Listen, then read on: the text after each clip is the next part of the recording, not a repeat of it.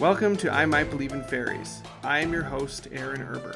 This is a podcast about stories, myths, and the Catholic faith.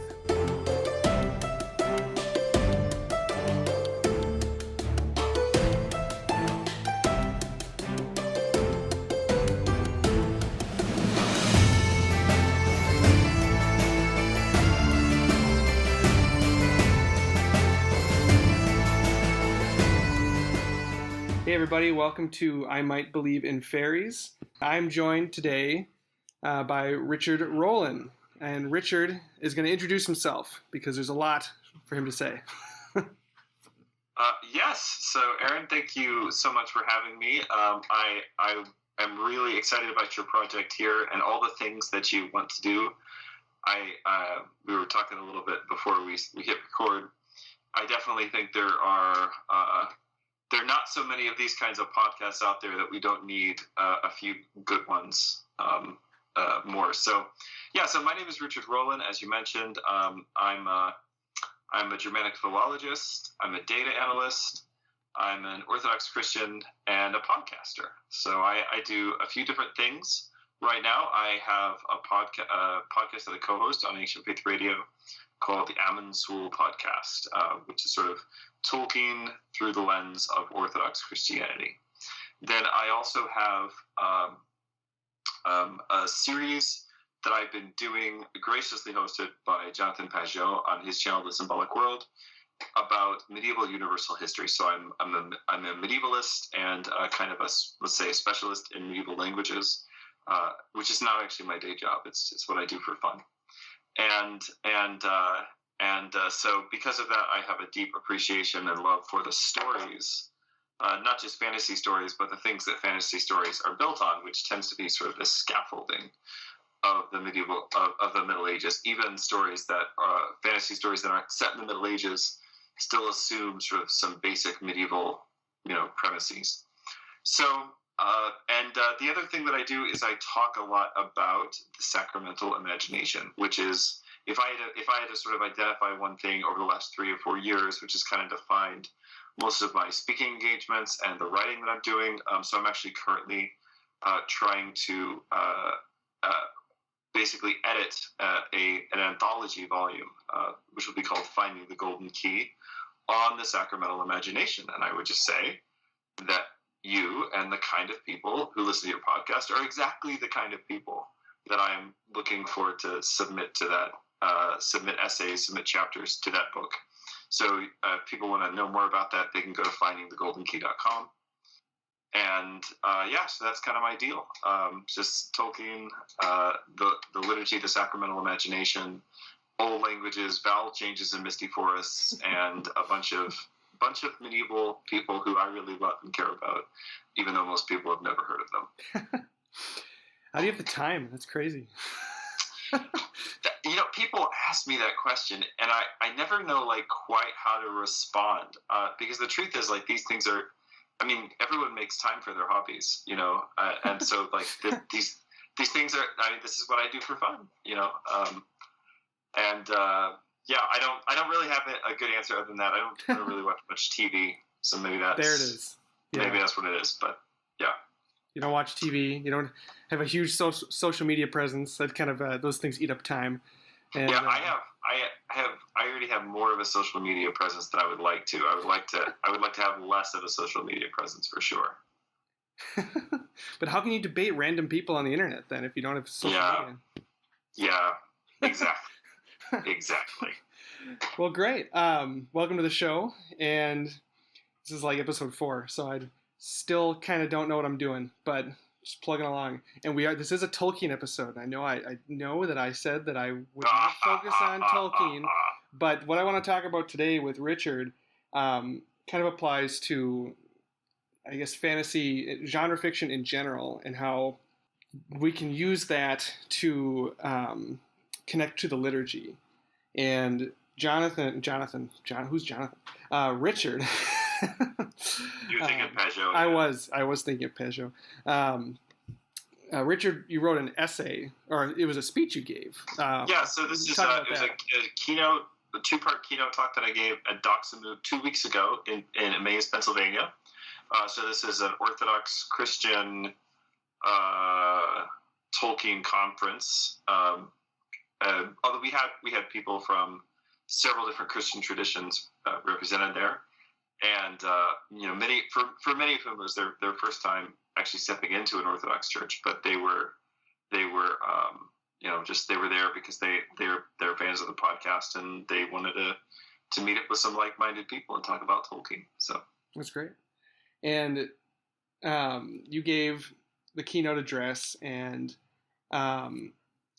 you sent that to me the other day, and I read through it. And there's a lot in there I didn't understand, especially when you started talking about St. Maximus the Confessor and his theology. But what was kind of the main thrust of that essay or the speech you wrote? So the impetus for that talk, which I've been really working on for about a year, a little longer than a year, is that, so I didn't grow up Orthodox, I should say. So you grew up Catholic and you left for a while and you came back, right? So I don't know, but what I would imagine is when you came back, you had, there was a lot of groundwork from your childhood that was laid. So there was probably this increased appreciation and understanding for your faith and all that, but also like there was a lot of groundwork that had already been laid by that experience you had of like going to mass as a kid and things like that. You know? It was pretty easy to kind of fall back into it. It wasn't, well, I say it was difficult. My wife said it only took you like a couple months to kind of get used to things again. And I'm like, it took forever, but I think that's fair to say that there was a lot of groundwork that was already made. In those transitional spaces, 2 months can feel like forever, even though it's not really that long. Right. Yeah. Yeah. So I grew up Baptist, and very sort of fundamentalist, not Southern Baptist, but that kind of thing. Okay. You know, and I didn't grow up in a liturgical tradition at all. And I didn't have any kind of liturgical formation to speak of before I came to the Orthodox Church. I definitely had visited various services from other traditions, but not in any kind of a formative way. So, but what I found was when I came to the Orthodox Church and I attended my first Divine Liturgy, which was a really earth-shattering experience for me. And certain things that I encountered in the context of the church, the Divine Liturgy, the Mother of God as not just like a theological concept or this big taboo or, you know, all these different things that she could be for so many people, but just as like a living person who is a part of this community of faith and who really cared about me and about my family. All those things. What I found was that even though I hadn't had any of the right kind of formation to prepare me for them, that still somehow a lot of the groundwork had already been done. That the soil, one could say, had been prepared. Yeah. And my unfolding experience and realization since then has been that most of that work was done by reading Tolkien as a kid. And studying Tolkien as an adult. Tolkien, Lewis, but primarily Tolkien. And so the impetus, the genesis of this two-part keynote was to essentially begin to pay that debt. So I believe gratitude is not just important, but it's actually essential for sanity, for life. And so I wanted to sort of show my deep gratitude to Tolkien, and explain what it was about reading Tolkien that prepared me. So when I attended my first Divine Liturgy, there's a lot of stuff I didn't know. And have you ever been to like an Eastern Rite liturgy, like a Catholic church, a Byzantine Catholic church, or Orthodox church? Actually, I have not. I attend the. I mean, it's not the same, but the traditional Latin Mass, like the extraordinary form Mass. Yes. That's I grew up in the English form, and in the Ordinariate. No, no. Okay. The Okay, not English. But no, just not the like ordinary. English. I got it. I Like got the it. English Okay, Mass, I got it. like after the Second Vatican Council.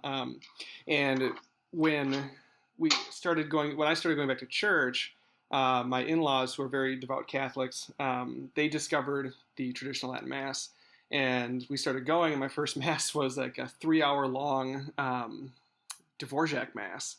It was beautiful, but I'm like, is this what we're gonna do now? I just got used to going to the Mass of my childhood. Is we gonna go to 3-hour long masses? And because the Kyrie was about 15 minutes long, it was beautiful. But yeah, we got used to that. So I've never been to an Eastern liturgy, but I have the Western. Equivalent. I don't know if that's the right. Yeah, word, no, I gotcha. You get it, yeah. I'm picking up what you're putting down. Mm-hmm. Actually, our normal Sunday morning Divine Liturgy is about 2.5 hours. Wow! Oh, dang.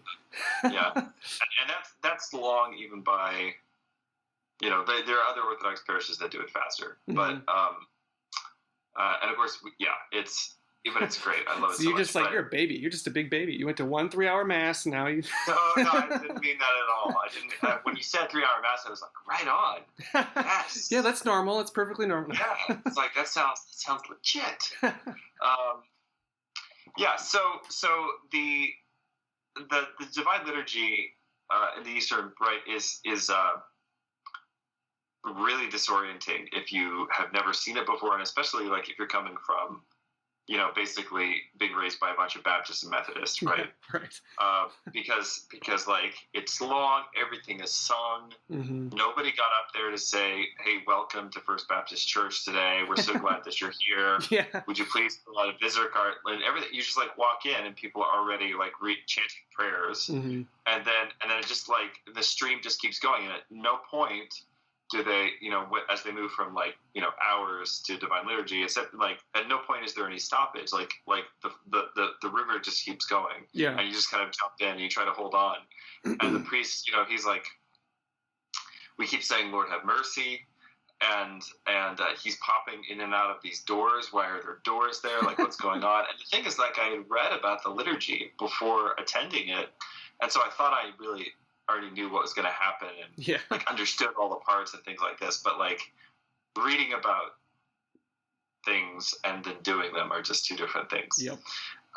But amidst all of that bewilderment and bewilderment, I had a deep conviction, a deep sense that sort of gradually filled up my awareness as I was attending that service, and that sense was, this is the way everything is. Mm-hmm. Like, I'm seeing the shape of everything.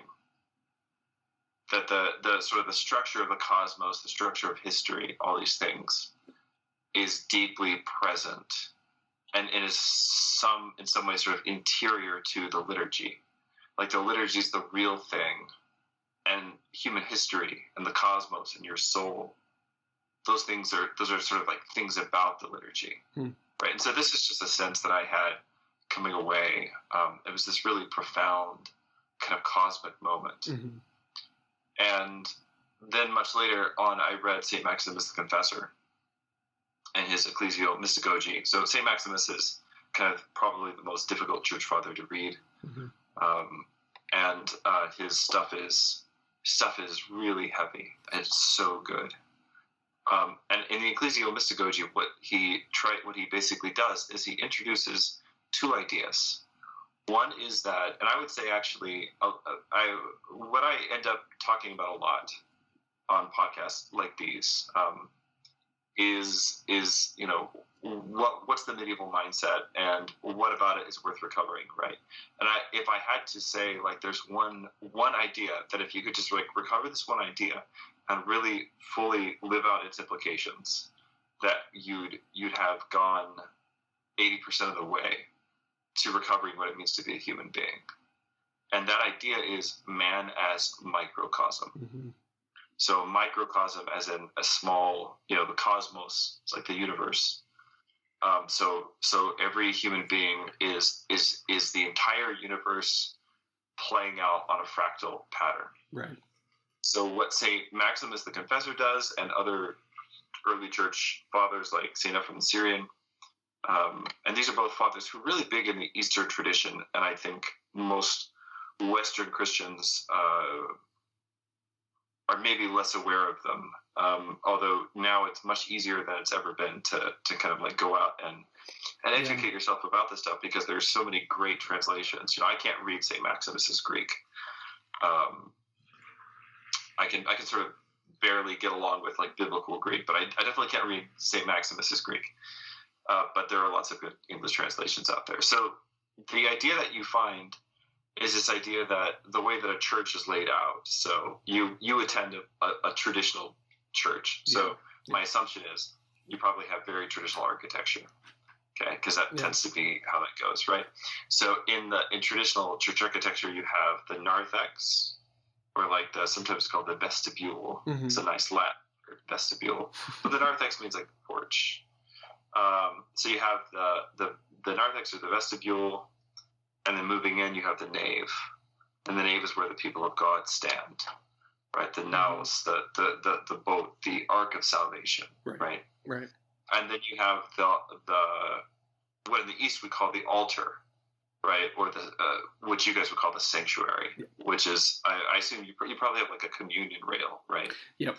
So it's the space beyond that communion rail, which we even like the Baptist churches I grew up in had that communion rail. It's funny. It's like really, there's just certain things you can't really. There's certain like intuitions, right? One intuition is not everybody should be on stage, right? Even in a mega church, right? Like imagine the most bland, evangelical mega church, right? Even in that experience, there's going to be a buffer between the people who are on stage and the people, the audience. Mm-hmm. So the sanctuary, right, is basically. That tripartite layout corresponds to the same layout in the Old Testament tabernacle, right? Which is based on the divine pattern that Moses saw the heavenly sanctuary, and then he was commanded to build an earthly sanctuary on that same pattern, so that the worship of earth could participate in the liturgy of heaven. Mm-hmm. So he builds that tripartite structure into the tabernacle, and we preserved it in the Christian church today. What these church fathers write about, what St. Maximus writes about, is that also this structure also corresponds to your soul, or the human person in general, right? So you have the body, your body, which corresponds to the narthex.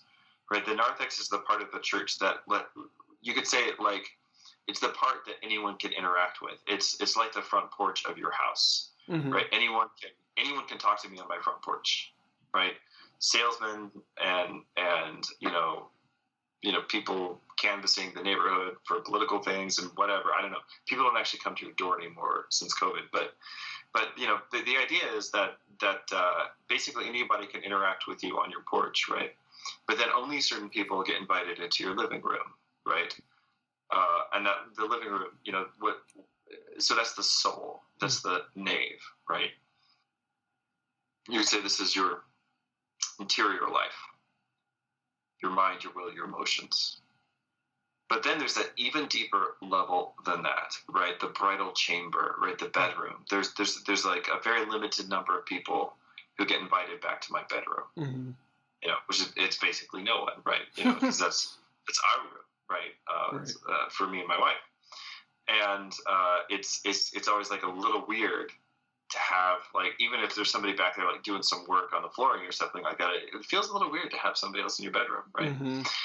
So this is the sanctuary, the altar, right, in the church, but it also corresponds to your.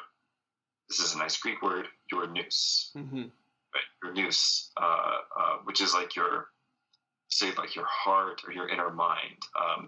There's actually a lot of very complicated technical language the fathers use to talk about this. I'm not going to try to bring that in at this stage, but let's just say it's the interior, it's the hidden man of the heart that St. Peter talks about. That your really true inner self that is actually beyond your mind, right? So a mentally impaired person is still a full human being, right?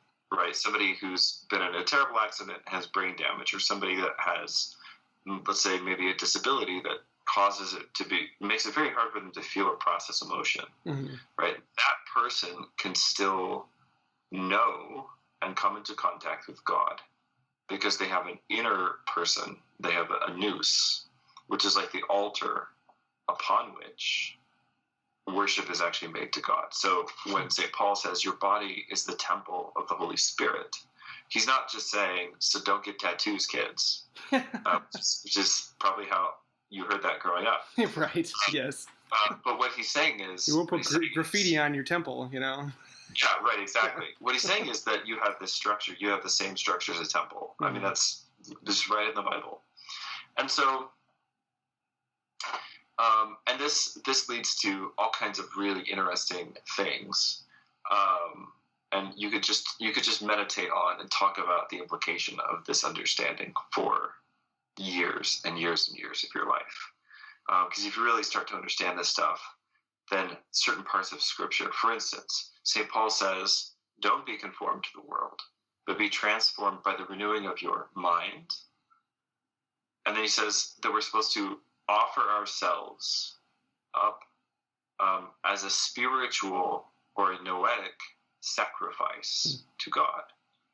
And the way that the fathers read this is that that noetic sacrifice, that spiritual sacrifice, is both the sacrifice of the Eucharist, which we offer to God,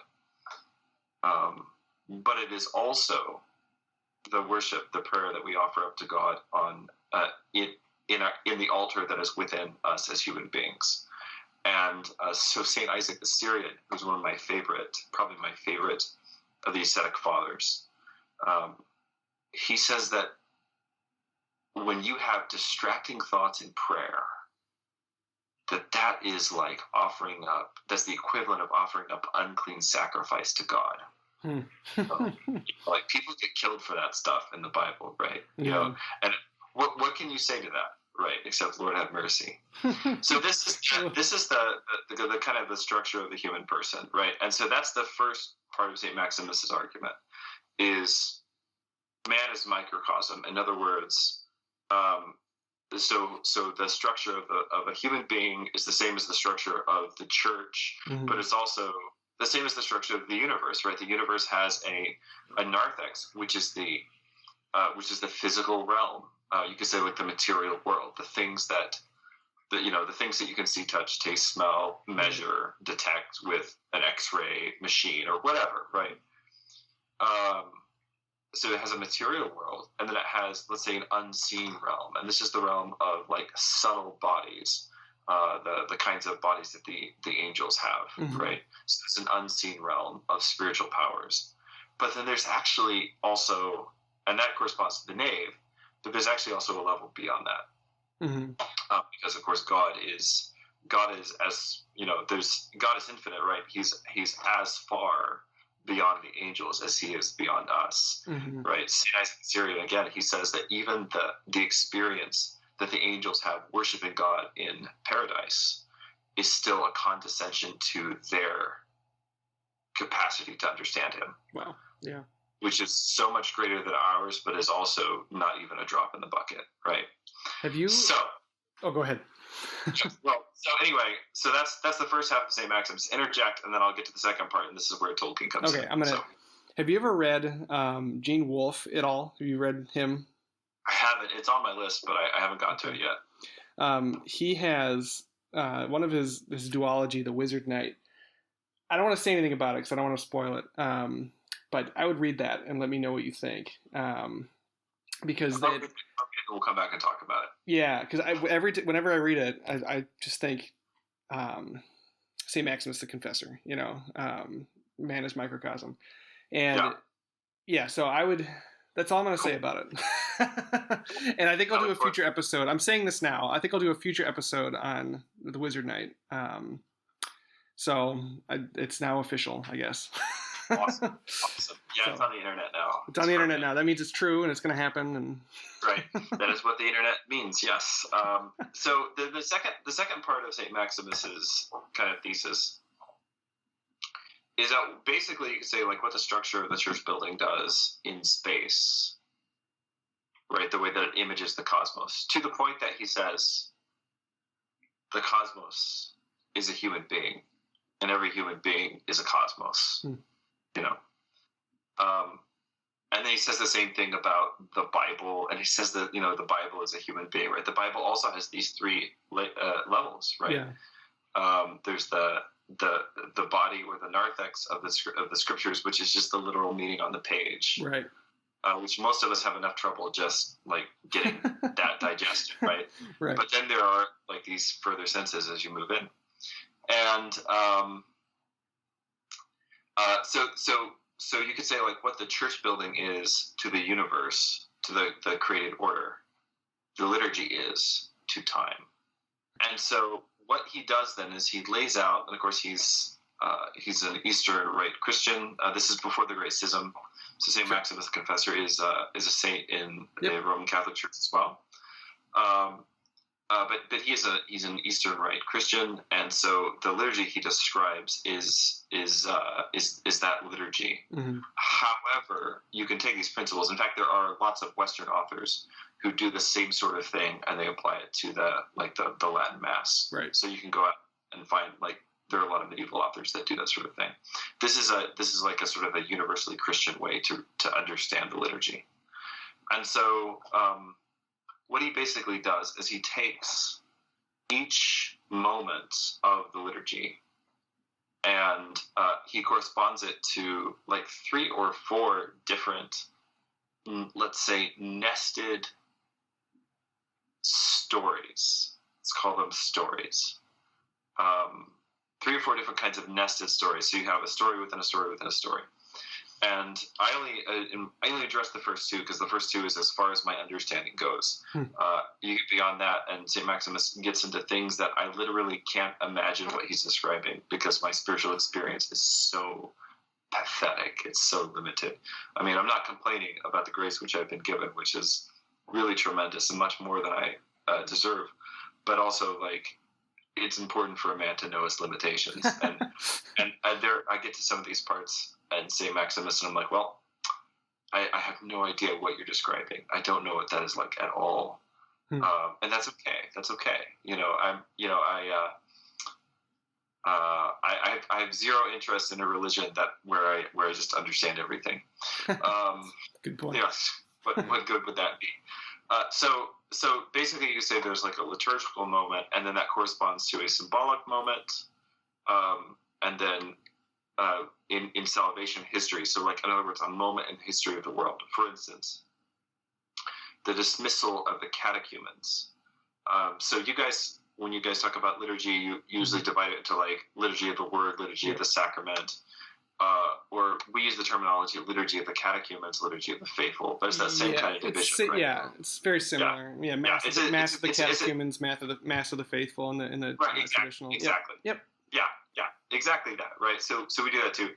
So there's a moment in the Eastern Church where they actually sort of liturgically chase the catechumens out of the church. Now, nobody actually like kicks them out and makes them leave now, although some churches are reviving the ancient practice of actually that's when they leave to go do their catechesis while the sacramental portion of the service begins, which I actually really like. I'm a big fan of that concept. But in any case,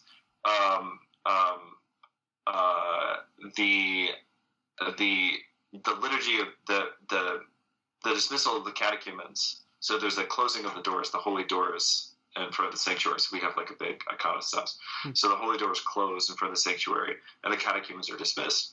And the moment in the history of the world and the history of salvation that this corresponds to is the last judgment, right? Where those who are worthy pass on into the heavenly places, and then everyone else is sent out. Now, if you have ever been a catechumen, as I have, this is really rough.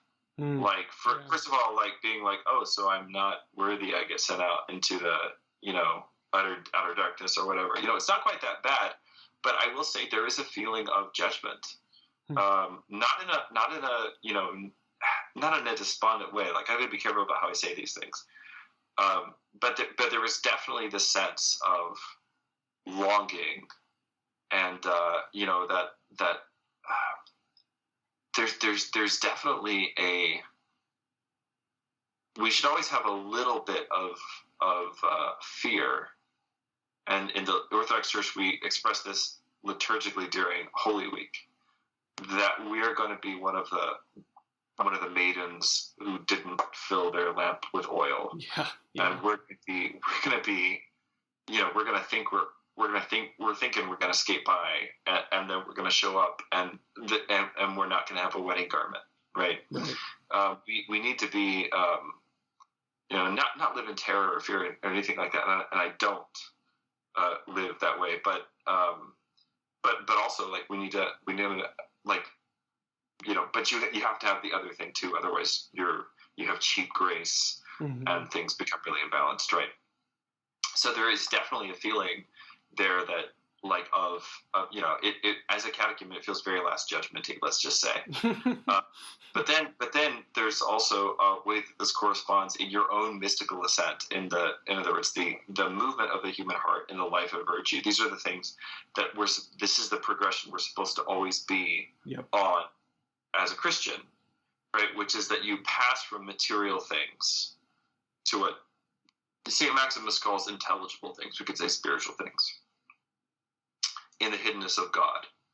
And we finally dismiss and reject our deceitful sense perceptions, like all of the idols that we create in our minds about who God is, to finally dismiss those things and to begin to enter into the knowledge of knowing him who he really is. So what's happening in the liturgy is, at these different moments that correspond to these different things, all of these things are happening at the same time. You are coming into contact with a moment in eternity, which is simultaneously, it's a moment in the history of the entire world that everyone will experience if they have not already, right? But it's also a moment in your personal spiritual development, which in the case of something like communion, right, being transformed by grace and participation to become similar to the one who is good as the cause of everything that is good. That's what St. Maximus says. To be lacking in nothing, to even be able to be called gods by adoption. Again, St. Maximus's words, right? That is not something which I am currently embodying in the world, right? But when I take communion in liturgy, it's already happening to me. So you see, so the idea is, like, you have there's like a big narrative that everybody's a part of, but then there's also, like, my personal narrative, and it's wrong to think that those are separate stories. They're actually just layers, right? And then again, St. Maximus talks about levels that go even higher than this. So, in other words, St. Maximus, if we're going to use our current terminology, St. Maximus uses the idea of the liturgy as a narrative in which we participate, and it's actually many nested narratives. Now, when I read this, going back to that moment in my first Divine Liturgy, when all of that stuff sort of, like, I had this intuition and everything started to click into place. Right when I read St. Maximus, everything started to click into place. And then I realized, actually, this is how Tolkien describes the way that storytelling works. So I went back to Tolkien's essay on fairy stories, which is simultaneously, I go back and forth on whether it's his most brilliant thing that he wrote or, like, the worst thing that he wrote. I have a really complicated relationship with that essay because it's so wonderful, but also, like, it's really rambly in a lot of places, and like, there are whole parts of the essay that, unless you know the other authors like who are not like fun authors. They're like boring, dusty Oxford dons. Like unless you know the other like scholars that he's responding to, especially in the early part of that essay, then like the whole, it's like, why are we even talking about this? Like Tolkien's read on some of this stuff became so dominant that we all sort of take it for granted now, and we don't realize how much he was pushing the boundaries of what people thought about stories and storytelling back in his day. Yeah, yeah. So all that to say, Tolkien describes what he calls fairying drama, which is the idea of finding yourself in a dream that another mind is weaving. In other words, to find yourself in a story that another mind is telling. And of course, there's this wonderful moment with Sam on the stair of Cirith Ungol, when and it's one of the most profound moments of hope in The Lord of the Rings, where he's looking up at the star Eärendil, which yesterday. So the original Eärendil is John the Baptist. Eärendil is a name for John the Baptist in Old English, and right. and also the planet Venus, and like there's a whole thing there. But of course, Tolkien had a great devotion to Saint John the Baptist. So you have so you know, I say all this to say yesterday was the feast of the conception of Saint John the Baptist on our calendar. So, but he looks up the star Eärendil, which is burning with the light of the last of the Silmarils, and the phial of Galadriel that Frodo is carrying. You know, he's talking about the story of Beren and Luthien and all the things that they must have thought and experienced, and you know, when you're in a story, you don't think it's ever going to end, and all this different stuff. And he says, but hey, that Silmaril that they stole from Morgoth, that's the same one that's up there in that star I'm looking at right now, and that's the same light that's in this phial that Galadriel gave us. And then he realizes he has this moment where like all these connections just kind of snap together. And he realizes, he says, we're in the same story after all, Mr. Frodo. And that moment of realizing that your personal story is not something that's separate from the cosmic story of salvation that we live out in the liturgical year and in every single divine liturgy, right? That there's sort of this nested, fractal nature to reality. That realization is something Tolkien goes back to over and over and over again. So a lot of my talks were just about the way that they're just about the ways that Tolkien does this, right? And what's really interesting is that he shows us lots of good examples of it, but he also shows us some bad examples. So there's an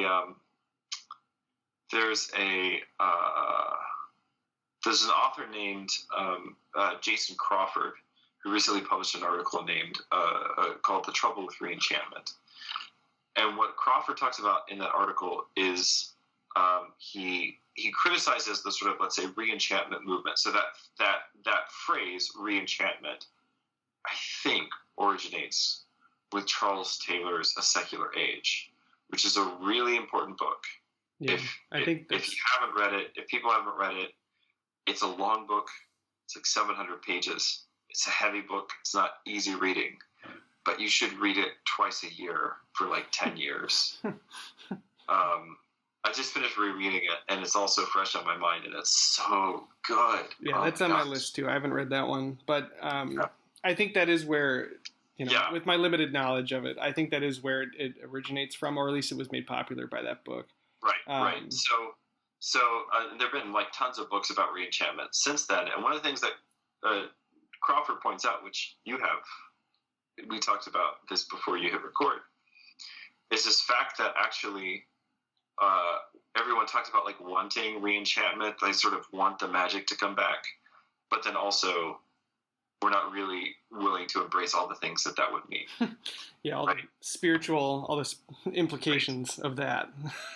Well, so basically my thesis and my belief for quite some time is that the magic is coming back whether or not we want it to be. Like, we had this structure, this superstructure of modernity that we built that allowed us to get away from those things and pursue things like moral improvement, social reform, all this stuff. Some of it good, a lot of it good, and then, you know, obviously a lot of it horrible. Allowed us to pursue those things basically on our own steam, and we thought we'd outgrown the angels, right? Not just the good angels, but also the ones that, you know, gave us all the technology we weren't supposed to have. And we thought we'd outgrown these things, and now we've sort of come to the end of that rope. We're running out of steam.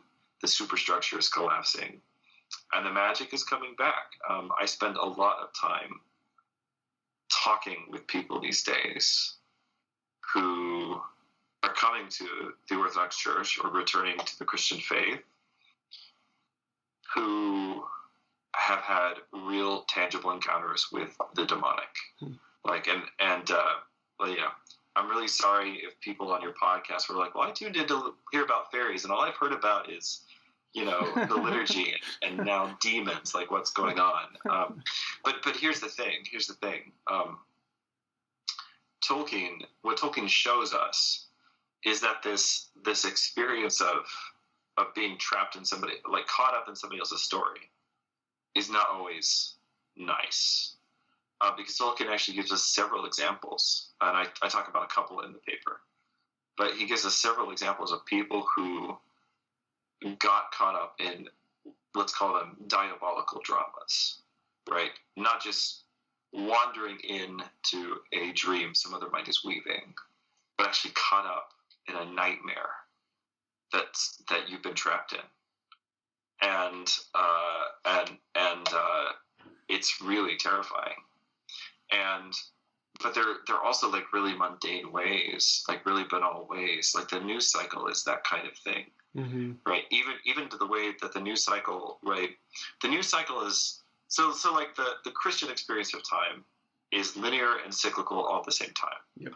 Right. So you're sort of constantly spiraling towards eternity, right? So in our day, if you're a traditional Christian, you might pray the hours, right?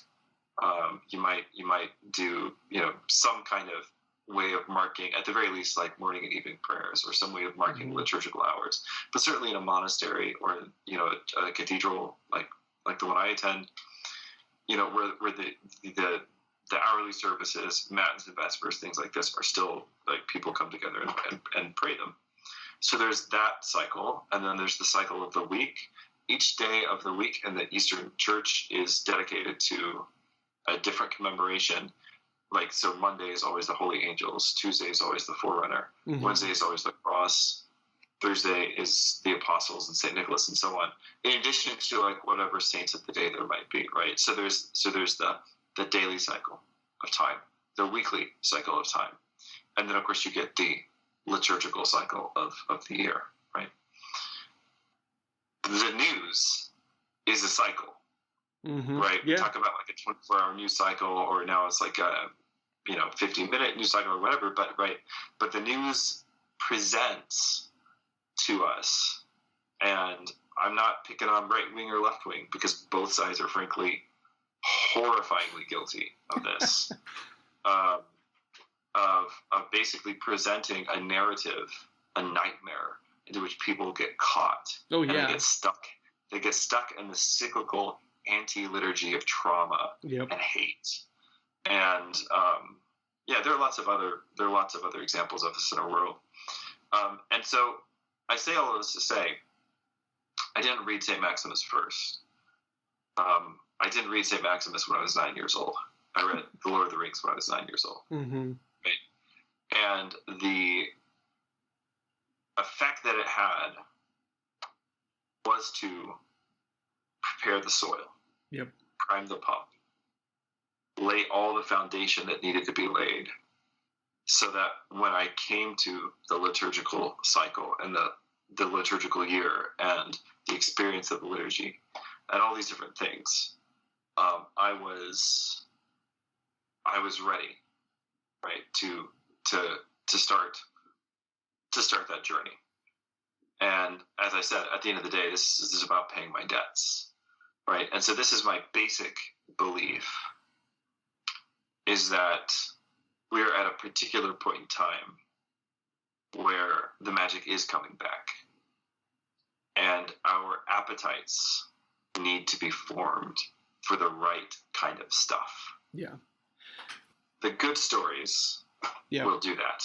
The bad stories will prepare us for slavery. Yeah. So in your essay, you mentioned that, a Re-Enchantment is coming back, but it's going to be messier than we think. Is that because the demonic is going to emerge as well as the angelic, I guess, to put it? And it already is. Yeah. I mean, I can see that too. As a big thing right now, and I get a weird number of questions about this stuff since I started doing the videos with Pageau, but I don't know why people ask me, like,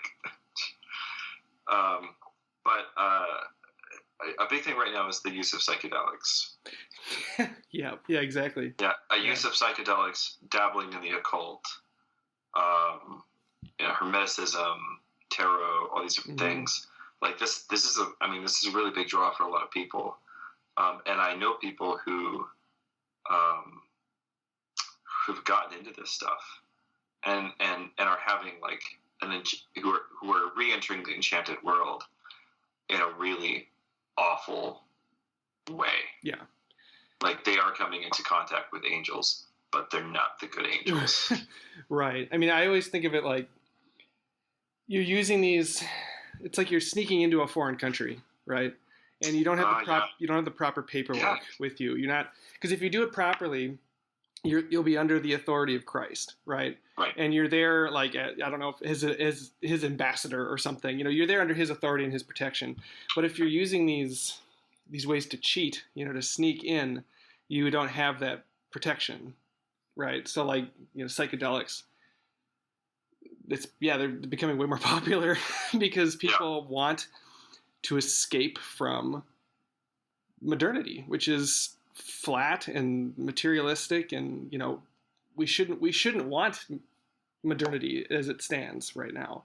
And so you can kind of understand why people would jump to these ways of communing with unclean spirits and things. Father Andrew said the other day, Father Andrew Stephen David is the co-host of the Amon Sul Podcast and also the host of just like a million other things on Ancient Faith Radio. And he said, and I don't remember now where this conversation, it was in his recent interview with Jonathan Pageau on the Symbolic World. That came out like last week, so people can go listen to that. He said, and I thought this is a wonderful point. I'd never thought about this before. He said, people have used, let's say, chemical means or pharmaceutical means, right? Pharmakon, right, in Greek means both magic and witchcraft, but also drugs and potions, because it's the same thing. And he says, like back then, the people were using this stuff. People have always been using this stuff to try to, steal fire from the gods or whatever you want to call it. Right. But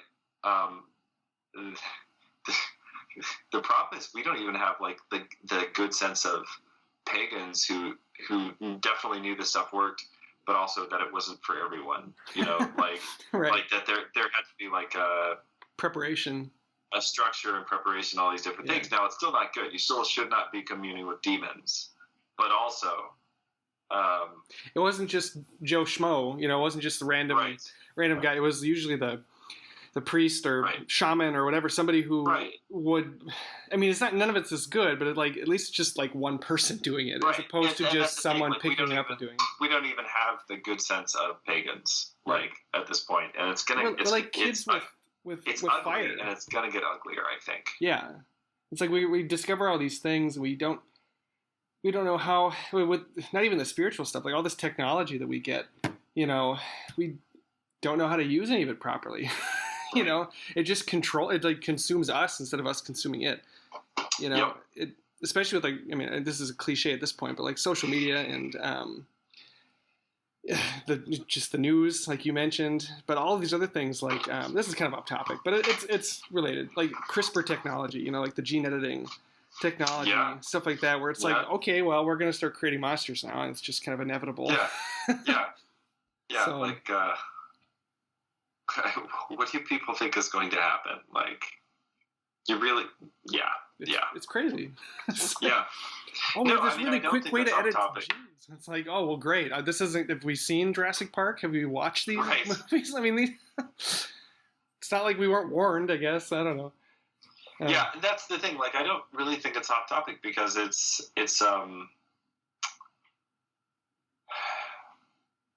man, I don't know how weird I'm allowed to get on other people's podcasts. Get weird, man. Just do it. Okay. So, in the Book of Enoch, which is a pretty important text in the Christian tradition in general, even though it's not part of the Holy Scriptures unless you're Ethiopian.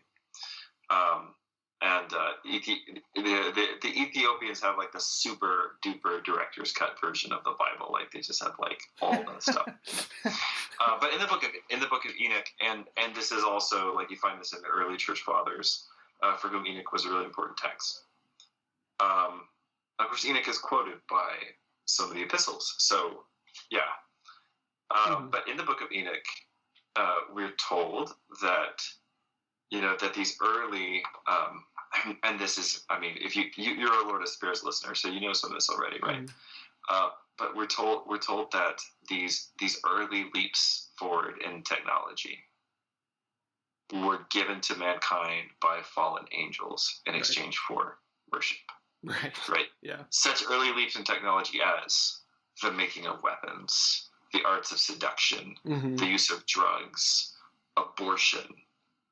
Yeah. These are things that, according to these ancient texts, were taught to human beings by demons. Right. Now, people can decide they don't want to believe that. But I was listening to a podcast just the other day where somebody was saying, oh, yeah, they thought all these early technological advances came from demons, but actually they came from humans expanding their consciousness by using psychedelics. And I'm like, bro. How do you think they got a contact with them? You said the same thing. Right. You know? So this is like... Maybe I should change the name of the podcast to I Might Believe in the Book of Enoch. Yeah. No, I'm just kidding. I think that's the Lord of Spirits, though. I think that's already their thing. Yeah. It's very interesting, yeah. Yeah, I mean, well, so here's the thing. I might believe in fairies. Like, there's sort of a running joke. I go out to 8 days once a year and do bookstore institute. I'm going in October, by the way. Where do you live? Minnesota. That's kind of a long way. You can still come. You can still come to Kansas. I've been thinking about it. I'll think about it. I kind of want to. That'd be super rad. That'd be really cool. It's going to be a lot of fun. I'm going to be talking about like the Holy Grail and all kinds of fun stuff. It's going to be really cool. But there's a sort of a running joke there because like one night I was there and it was very late, and you know, at their anniversary thing, like the bookstore, they have just like free wine, you know, which is a great way to get people to buy books. And you know how many books I'll buy after like a couple of glasses of wine? All the books. I'll buy all the books. And so like it was late. We were still, you know, there's a few hangers on. We're kind of hanging around and everything. And somebody had a fairy question. And Warren, who's the bookstore owner, said, "You should ask Richard that question." And so like on the spot there, like, does Richard Rohlin believe in fairies? Like, you know, at like 10 o'clock at night and everything. So it's sort of a running joke. Every time I go back to 8 Day, people always bring me like fairy books. Yeah. And we end up talking about fairies late into the night. So anyway, you should come. It would definitely be your thing. That sounds great. But here's the thing. I might believe in fairies, but I definitely believe in demons. Yeah. So here's the thing. Like, when we're looking at all these leap forwards in technology and all that stuff is happening right at the same time, like the intelligentsia, it used to be like the, you know, intellectual dark web or something now, but now that's like really mainstream people. Like more people listen to Joe Rogan than probably any other broadcaster right now. Right. Yeah. When you've got like really mainstream, thought leaders and things like that actively advocating for the use of psychedelics at the same time that we're having all these jump forwards in technology, I'm just like, I don't like this. Yeah. I've read this story before. I know how this ends. Last time this happened, we got a flood. Yeah, there wouldn't be a flood the next time. Yeah, I know. Joe Rogan, he's huge into psychedelics, isn't he? Yes. Yeah. Yes. Yeah. And even guys like Jordan Peterson, who has been responsible for bringing a lot of people to the Orthodox Church. He's and the Catholic Church too. Honestly. Yeah. Right. No, it's because I know Jordan Peterson. This is all public. He's talked about this. I don't know if he still does it, but I think he used to do psychedelics with a Native American tribe, right? Because something like that. I think so. I don't know so much about that. I know that he's had people on his podcast recently talking about it again. Yeah. So yeah, I know. Yeah, I don't know. He should know better. Yeah. Well. I'm not saying I don't know if he promotes. I don't think he promotes it or not, but I don't know. Yeah. I don't know. I shouldn't say that. I should be more charitable. I don't actually know. I'll just say that right now. I have no idea. So if he what he says about it. It's definitely out there, and it's definitely a thing that people are toying with like some really dangerous stuff. It's like giving a 6-year-old the keys to the Corvette. I feel like that'd be safer than what people are doing. Yeah. Okay. But I didn't say this, but the Corvette's made out of dynamite. There you go. Yeah. It's like got a bomb under it. It'll blow up when it hits 55 miles an hour. All of this stuff is very interconnected, and so what I'm really about right now. This is why, it took me a couple of weeks to finally get around to sitting down and listening to your show. Mm-hmm. But the thing that I'm really about right now is saying, okay, how do we? There are two ways to approach this. One would be to say we've got to build our armor up, mm-hmm. right? And so that would be just turtling up and figuring out how do I shelter myself or my kids from this stuff, right? And there always has to be some degree of that. It would be insane to give my small children, unfettered access to just everything that's happening in the world right now. Yeah. But also, in a long-term thing, if I'm not just interested in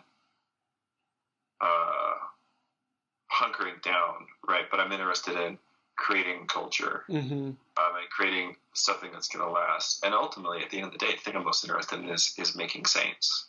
Yeah. I'm actually super not interested in things that don't approaches that don't lead to sainthood. And I've gotten pushback from a couple of people who listen to Amon Sul. They're like, okay, well, I really like it, but you guys are pretty Christian. And first of all, I'm like, well, dude, it says Tolkien and Orthodox Christianity on the label. If I don't do some Orthodox Christianity, it's going to be false advertising. But also the reason at the end of the day it's important for me to tie this stuff back. It's not because I feel like, oh, I've got to crowbar Jesus into this story, so that I can justify it to myself, right? I have no guilt associated with reading good fantasy literature, right? There's no self-justification needed in my mind, but it's more that there is that tendency though in some Christians, for sure, and that was me a little while ago trying to figure out, okay, is this stuff what utility is it to me, or how can I fit this in? And after listening to you guys a lot and just kind of maturing a little bit on my own, it's kind of like, okay, first of all, just kind of don't be so full of yourself that you think that, that everything you do is going to be perfect and amazing. Yes. That's kind of, and then I'm like, well, when you start learning about folklore and especially in I'm not saying the Bible's folklore or anything, but when you start learning about the ancient cultures and what the Bible's actually saying a lot of the time, you go, oh, well, then Tolkien fits very, very well with this. Right. Yeah, so the thing that I'm really interested in is I want to raise kids who are saints. Mm-hmm. and I want them to pray for me. I want them to get married and have lots of children, or go into monasteries and pray for my soul. And so the question is, like, so, you know, you can't do that just by turtling down. But what you actually have to do is to form the appetite of the soul. So this is where the idea of the sacramental imagination comes in, which is kind of what my current book project is about. This definition comes from an author named Heather Ward, who's written about George McDonald, who's another author I really love. She says that we can regard Christian fantasy writing as the outcome of an imagination that works in sacramental terms, seeing the material world as participant in and mediator of the divine. Okay, so the idea, why is it a sacramental imagination, right? In this case, what does imagination mean? Imagination means it's something like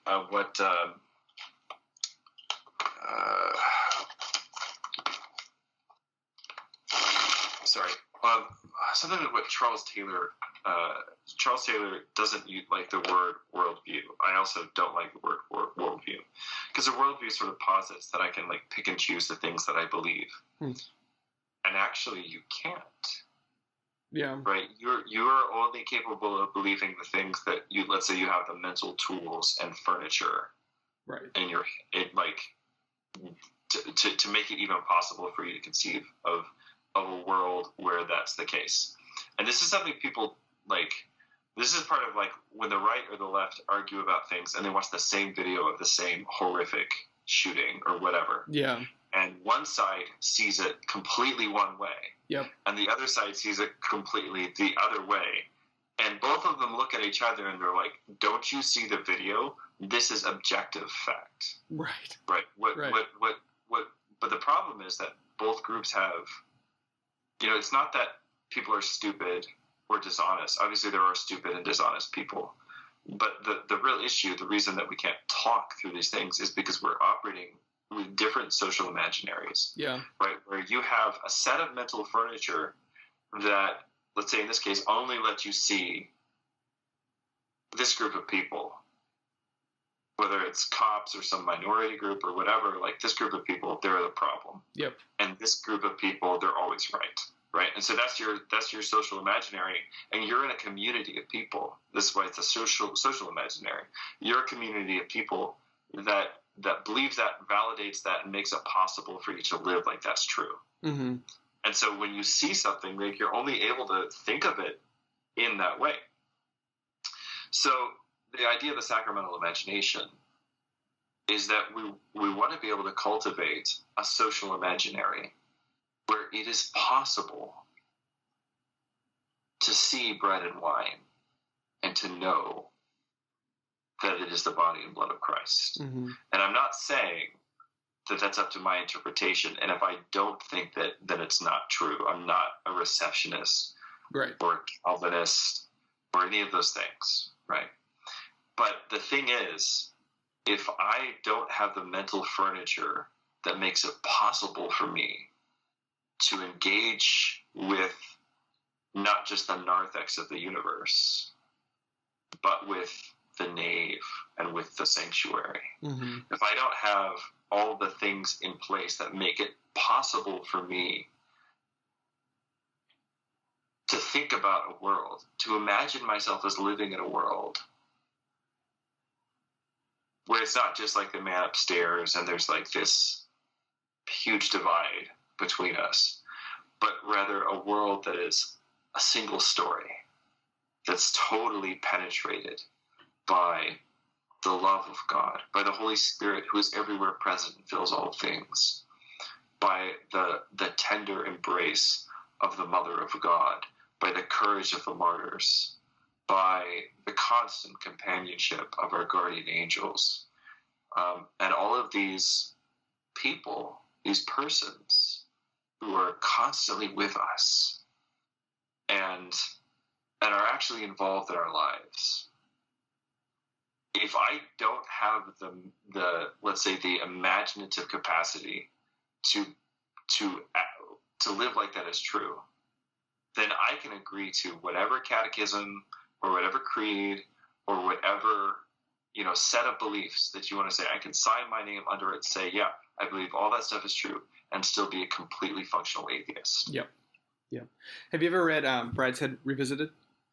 Yes, I love that book. Rex Mottram, is that I think that's the guy who... Right, yeah. It's very similar, when they're kind of teaching him, they're trying to catechize him, and they describe him as like his imaginatively stunted or something like that, where he just like, oh yeah, sounds good to me, like that sounds fine, all this sounds great, because he wants to, I think, marry, I can't remember, it's been a little while since I've read it, but he wants to marry one of the family members to get into the family or something, and they're like, we need to be a Catholic, he's like, oh fine, I'll do it, and so he's just going through the motions, right? He doesn't actually believe any of the stuff that they're teaching him. He's just like, oh, this is fine, like this sounds good to me, but he's really still an atheist, right? Even though he doesn't really, he might not think he's one, but he acts and nothing changes interiorly. Right. Well, there's a difference, a little bit of a difference between like an anti-theist, right, who's just like, you're very angry at, you believe God doesn't exist and you're angry at God for not existing, as Symbolic says. Yeah. Versus somebody who's like a functional atheist. In other words, they just don't live in a way like that indicates that they believe in God at all. Right. And that's most American Christians, I think. That's my 100%. 100%. Yeah. They go to church on Sundays and it's a social thing for the most part. And even among Catholics, if they go to church on Sunday at all, because like we're coming up more and more against a sort of like, let's say, churchless Christianity, where people really think that in such a way that the idea of attending a church or participating in a ritual or even like all that stuff, like it's totally ancillary. It's like a nice to have. Oh yeah, if you can find a nice church, that's great for you. But I'm a Christian, but I don't really go to church. But I read the Bible and I pray and I talk to God and things like this. And so it's a very strange thing that we're up against right now. This sort of churchless Christianity. It's an indifference. It's a stifling, crippling indifference. A lot of people just don't care. For some people, it's indifference. But I know, because I've talked to some of these people. For some people, it's not that they don't care about God, and they wouldn't think of themselves in that way. They just can't conceive of, why would I need anyone else in the relationship, right? Yeah. So it's not just indifference; it's a fundamental misunderstanding of the way that a relationship with God works. The idea, it's the exaggerated consequence of the rejection of the communion of the saints, right? Yeah. So you start out by rejecting the Christians you can't see, and you say, well, I don't need Mary to come between me and Jesus, right? As though she's ever done that, right? As though she's ever done that. So you say, like, I don't need Mary to come between me and Jesus, and then pretty soon, give or take a few hundred years, it becomes, well, I don't need a pastor to come between me and Jesus, right? And so it's that. So you start out by rejecting the Christians you can't see, and then eventually, like, there's no compelling argument for why you would need to go to that particular building on this arbitrary day of the week. Yeah, why you need anybody to hear your hear your sins, or I just say that to God directly, or you don't need any intermediates to help, to confess your sins and to receive the sacraments or anything like that. But that's precisely how, God operates vast majority of the time, is through intermediaries, Well, and because God loves us so deeply, and He wants us to share in His work in the world. Yeah. Like, everyone believes this to some extent. Most of the time, we only believe it about ourselves, though, right? We're like, like we have this sort of like, let's say, like a chosen one mentality. Yeah, right. And like, and I know people who never go to church, and have huge, major issues with organized religion. sometimes they're like, it's like legitimate pain that they're not able to work there or whatever. But then at the same time, they also believe, well, God spoke to me and told me it's my mission to like call these people out on their sin. And so it's like, I don't need all of that, but those people need me. And so it's like I'm the prophet, right? I'm the one that's on the mission. And again, I'm not trying to pick on anybody, especially people who've experienced real pain and trauma. And I want to be very clear about that. But let's just say, kind of steering back on the topic here. Yeah, it's all one big topic. it's all one topic. So you have two options. You can turtle down, or you can try to develop a proper appetite. Which is really what the sacramental imagination is. It's not re-enchantment in the sense that I'm going to re-enchant the world, but rather it's re-enchantment from the perspective of my perspective of the world, which actually participates in the world. Like we even know this, like in science, like on a quantum physics level, that our perception actually does like change the universe on a subatomic level. Yeah. Right. Yeah. And I mean that's insane unless you're a Christian, and then it's just like, yeah, well, yeah. Right. Like yeah. Yeah. And so the way that Tolkien says it is this way. He says that recovery.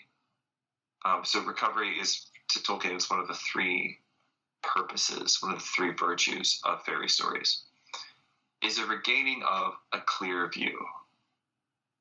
He says, I might venture to say it's seeing things as we are or were meant to see them, as things apart from ourselves. Fantasy is made out of a primary world, but a good craftsman loves his material and has a knowledge and a feeling for clay, stone, and wood, which only the art of making can give. By the forging of Graham, cold iron was revealed. By the making of Pegasus, horses were ennobled. In the trees of the sun and moon, root and stalk, flower and fruit are manifested in glory. It was in fairy stories that I first divined the potency of the words and the wonder of the things such as stone and wood and iron and tree and grass, house and fire, bread and wine. And what I would say is that I climbed trees for years, but as a child, and saw trees every day. But there was something about trees which I did not really understand until I encountered the nymphs and the dryads in the Chronicles of Narnia. And there was something about horses, even though I worked at a horse ranch as a teenager. There's something about horses that I didn't really understand until I read The Lord of the Rings, and I met Shadowfax, the Lord of Horses, which enriched my imagination as regards interacting with horses in a really beautiful way. There was something about communion, which even, growing up in a Baptist church where you only had crackers and grape juice, and there was no sense of sacrament at all. But I had read The Voyage of the Dawn Treader and encountered the meal of bread and wine at Koryakin's table. And there was something captivating even about the little cracker, the little wafer, and the grape juice, that although it was not communion, right, not the Lord's body and blood, but it did feed in me a hunger for his body and blood, which is what brought me into the Orthodox Church. So all of these different things, right? So reading fairy tales, reading these kinds of stories honed my appetite for a certain experience of the world and ultimately for Christ. And as the dark side of Re-Enchantment starts to rear its awful, awful tentacled head, we need the good stories, the good magic that is going to shape our appetites and the appetites of our children for the liturgy. Mm-hmm. And I said in my talk, like, if you lived in medieval Russia or, Constantinople in the days of its glory, or, 14th century medieval France, maybe you don't need these stories because you already basically live in an enchanted world. But for those of us who live right now, it's absolutely crucial that we have our imagination shaped in this way. Mm-hmm. So that's kind of, I would say, like, that's the basic premise of my whole project. Like, all the different things that I'm doing, that's what ties them together. Yeah. And I have a similar kind of, in my first episode, I think I mentioned this, but when you were talking about Tolkien, reading it as a child and preparing your imagination, when I was in college, I read, and I wasn't a practicing Catholic at that point, but I read C.S. Lewis's Screwtape Letters, and oddly enough, I mean, this isn't so crazy, but Jim Butcher, his Dresden Files. have you ever read those? So I haven't read Dresden. Okay. I have friends who have. Okay. There's a character in there who's a very devout Catholic, and seeing him, he's like a knight, seeing him be unironically devout and Catholic. I didn't realize this till like years later, but like that influenced me. Didn't that like make it possible for you to actually think of yourself in those terms, right? Yeah, I mean, to an extent, for sure. Yeah.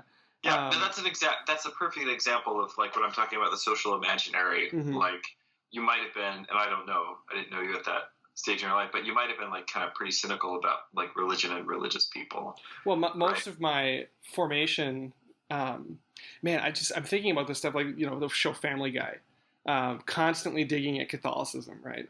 Because Seth MacFarlane's a huge atheist.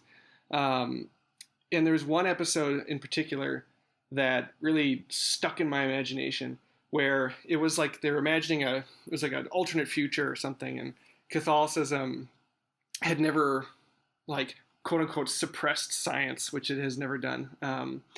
And there's just this utopia of scientific progress, and everybody's beautiful, and all these people are, everything is just amazing, and nobody even goes to the bathroom anymore. Everything's so perfect. And that stuck with me. I didn't really realize it. I just thought it was kind of a joke, but that was like, oh yeah, the church is anti-science, like that's, and I watched that as like a, teenage, maybe younger, which now I'm like, Family Guy is a terrible show.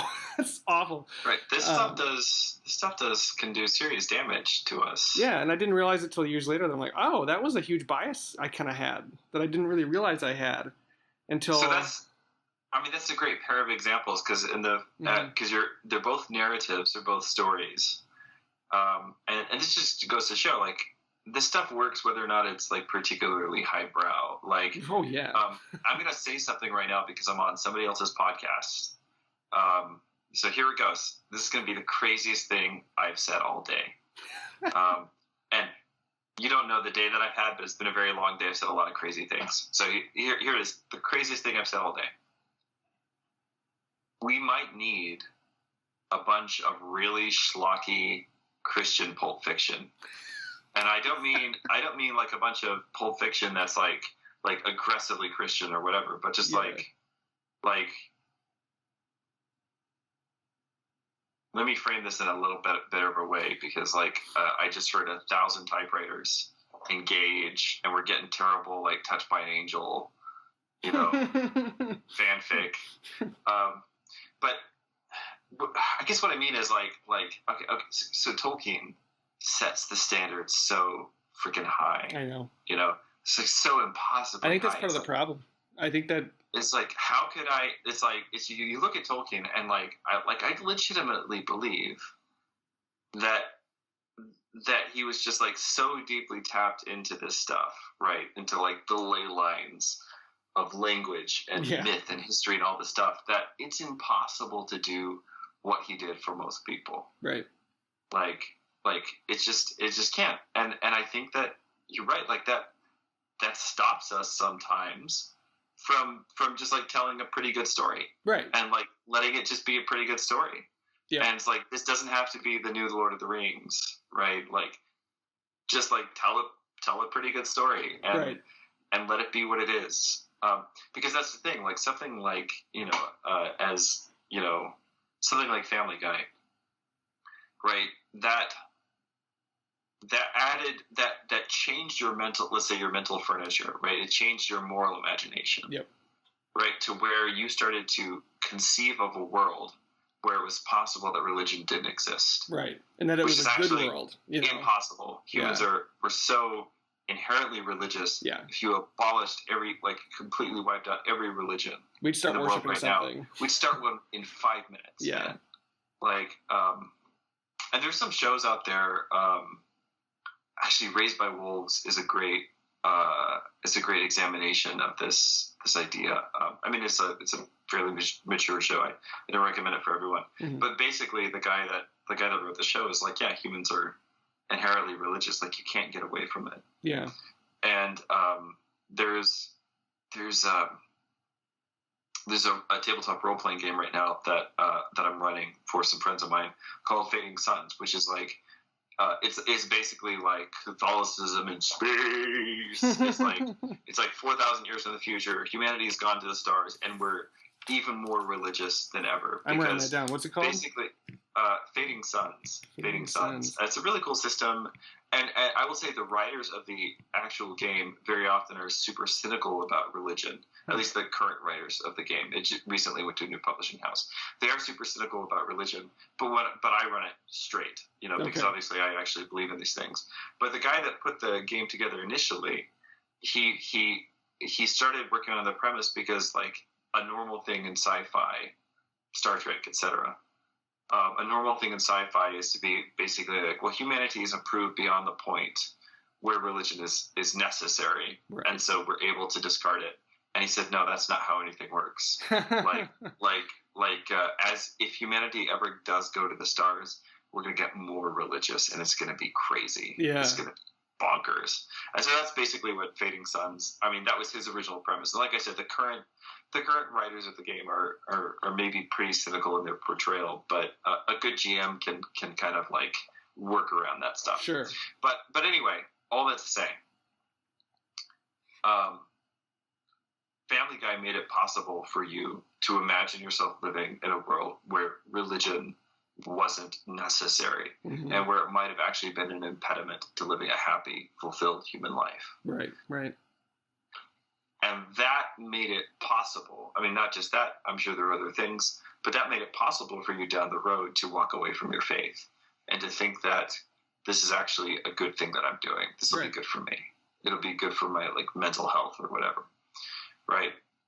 And then the Dresden book. I mean, Dresden's a great example of a pretty okay story. Like, I've read parts of a couple of his books, and the writing's not great.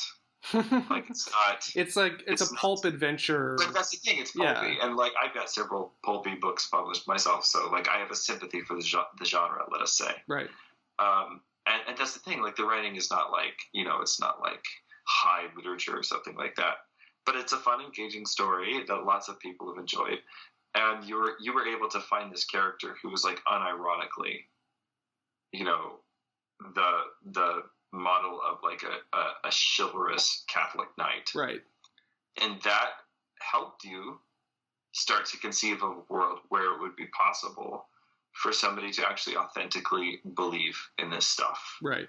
Right. And so, I'm not the only person who said that too about the Dresden Files specifically. I know one other person on Twitter who that influenced her return to the church as well. Now, I don't want to put too much emphasis on how much impact it had, but it had some. It's just like Family Guy. It had an impact. It pushed in one direction. Just a little bit, just a nudge. The book, the Bram Stoker's Dracula, had a very similar effect for me. Yeah.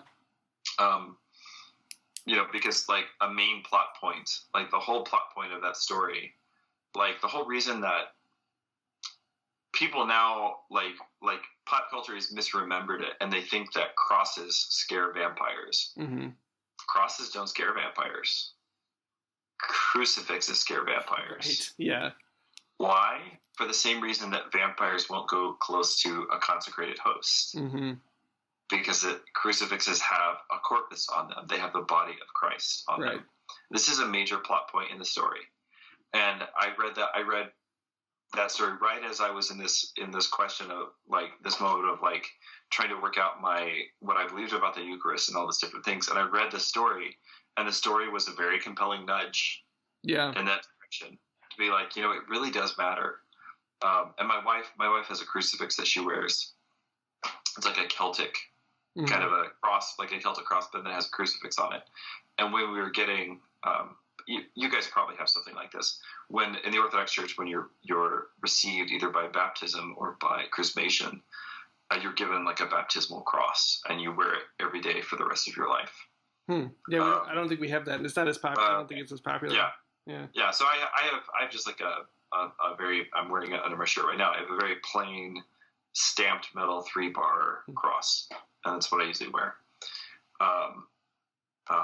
And then, but my wife, when she got her cross, she specifically wanted something that had the corpus on it. Yeah. Because she wanted to be able to like show to the world, I'm not just a Christian. I'm this kind of Christian. Yeah. I'm the kind of Christian that believes the body of Christ matters. Mm-hmm. And that matter matters. Right. Yeah. Yep. And my wife is she, like much more spiritually intuitive than I am. And I was like, she told me that, I was like, oh yeah, that's good. I like that. As she wanted to be able to show, just to sort of say, like, I'm not just a Christian, I'm this kind of Christian. Mm-hmm. But that's what's going on in Dracula, right? Is and of course the main characters in Dracula are, Protestants, and they're like offended when what's his name, the Dutch dude, Van Helsing. Van Helsing, yeah.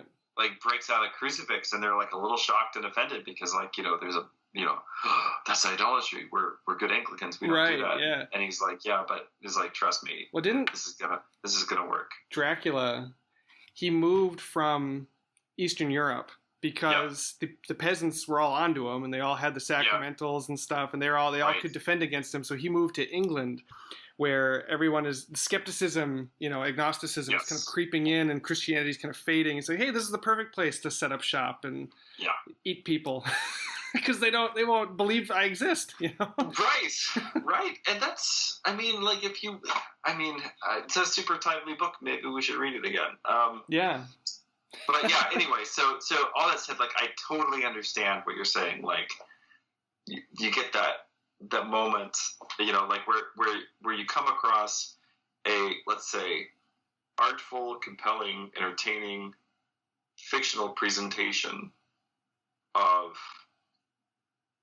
an idea, and that becomes the seed, right? That can then grow into something bigger, and that works both ways, as you've experienced. Right. Yep. Yeah. Yeah, and that ties into your the diabolical. What do you call the diabolical drama? Yeah, where you're shown a vision of the world that's kind of true, but not quite, or like there's falsehood there, or it's outright false. Like in your example was Morgoth, and Huron, and he's having Huron look through his eyes, and see the world as Morgoth sees it, as nihilistic, and full of malice, which isn't true, but it's true enough. There is some truth to it, because there is malice in the world, and things can be bleak sometimes, but yeah. No, you get big points for knowing who Huron and Morgoth are. Well, I read your speech, and I've read the Silmarillion, so yeah. So that's the thing. Like, what Tolkien says is that Huron was cursed to see events unfolding the tragedy of his family. He was cursed to see these events unfolding, but to see them, even though the facts themselves were true, to sort of like see a slant on all of those facts. Yep. That's basically, that this goes back to their argument. Their argument is simply this: is there hope beyond the walls of the world? Mm-hmm. And Morgoth's, and Hurin says there is. Morgoth says that's, it's a lie you've been fed by the elves or whatever. There's nothing beyond the walls of the world. And in other words, here and now is all there is, and I am the Lord of here and now. Yeah. And so everything that happens to Hurin's children, according to Tolkien, is supposed to prove, Morgoth intends it to prove his point. So everything that Hurin sees, and at least the ways that he perceives it, is deeply nihilistic. It's deeply, the whole point is to say, there's no eucatastrophe. There's no inbreaking of hope. Every time it seems like something beautiful is going to break into Turin's story, then it turns to ash in his mouth. Yep. Right. And so that's supposed to show, because it's the exact opposite of eucatastrophe. Tolkien says the purpose of eucatastrophe is to show us, it's to be a foretaste of the fact that there is hope beyond the walls of the world. Mm-hmm. So you have Tolkien saying that on fairy stories, and then at a very similar stage in his life, he's writing this debate between Hurin and Morgoth about whether or not there is hope beyond the walls of the world. Right. And then Turin's story is supposed to be proof to Hurin that there's not. And you cannot convince me that those two things are not related. Mm-hmm. That, like, in some senses, you could say that Turinbar's story is the ultimate challenge to Tolkien's whole theory of fairy stories. Right. And Tolkien wrote himself. He wrote a challenge to his own theory, like a literary challenge, which is really interesting. And the fact that you can still read the Tale of Hurin as I read it every year. You can still read the Tale of the Children of Hurin, and even though everything is just awful all of the time, you get to the end and you somehow feel refreshed. Mm-hmm. Like you've gotten a part of yourself back, even though that makes no sense based on anything that happened in the story. To me, that's the ultimate vindication of Tolkien's whole project. We've talked about this on the Amon Sul Podcast, but Dr. Lisa Kutras, who's been a guest on the podcast 3 or 4 times, she talks about, and I think she's pinging off of Hans Urs von Balthasar, which is he's either like a Swiss Roman Catholic theologian or a supervillain, and I'm not sure which. He might be both, according to who you ask. Yeah, he could be both. Well, okay, so the thing I love about Balthasar is that he's actually mostly commenting on St. Maximus. Yeah, he does a lot on St. Maximus. And that's where he's at his best, is when he's commenting on St. Maximus. I agree. St. Maximus. Yeah. So, but the thing that he wrote a book on Greek tragedy, which is quite good. I cannot remember the name of the book now, but in that book he talks about the idea that the glory of God is hidden in tragedy, but it's still present, but it's under a veil. Mm-hmm. And what I would say is that is essentially my intuitive grasp of the world. It makes sense, right? Because Christ died on a cross, that's like right, and I mean, but it's also the moment of his victory over death. Somehow, the cross was the unveiling of Christ's glory.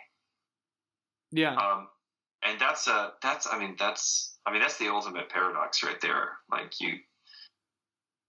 So in the Syrian tradition, there's this idea that at the moment of the crucifixion, the Shekinah, or the Shekinah glory of God, left the temple. There's another tradition that says it actually wasn't there to begin with, but anyway, it says, the idea is that the glory of God vacated the temple and took up residence in the cross. Wow. And at that moment, that's why the So St. Ephraim the Syrian, in his retelling of it, he has the temple being rent in two, and it really is this way if you read Matthew's Gospel carefully. But he has the temple veil rent in two at the very moment the spear pierces Christ's side. Yeah.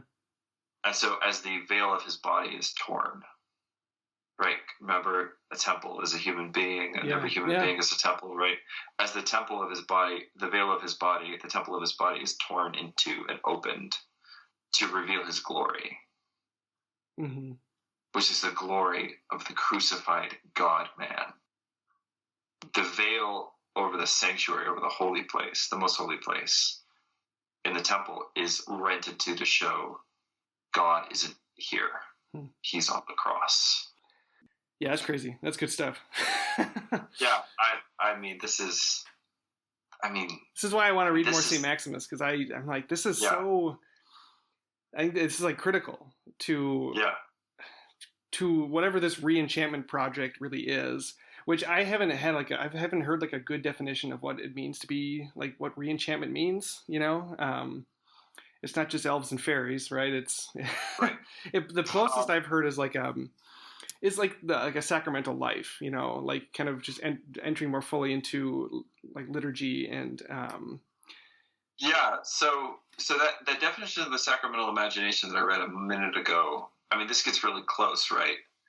Is an imagination that works in sacramental terms, seeing the material world as participant in and mediator of the divine. So this is the important concept. And this is the whole, I mean, this is St. John of Damascus in his 3 treatises on the holy icons, which I think, if you're a Christian who wants to make art, whether it be you want to write poetry, you want to write fiction, you want to paint pictures, you want to make cartoons, whatever. If you're a Christian and you want to make art, St. John of Damascus, his first treatise on the holy icons, should be required reading. Because what he does in there is to work out, and he works it out from the scriptures and from the church fathers, exactly what is the relationship between matter and, let's say, spiritual things, like between the seen and the unseen. Because this is the big scandal, right? The big scandal that people had a hard time with because of their Gnostic and Greek philosophical influences. And it's the same thing that we have a really hard time with today because of our Calvinist influences. Just like living in America, you have it's like a low-level migraine all the time, but the migraine is Calvinism. I'm really sorry, Calvinist, but also I'm not sorry. I was predestined to say that, so like, there you go. With it. Yeah. I don't know what to tell you.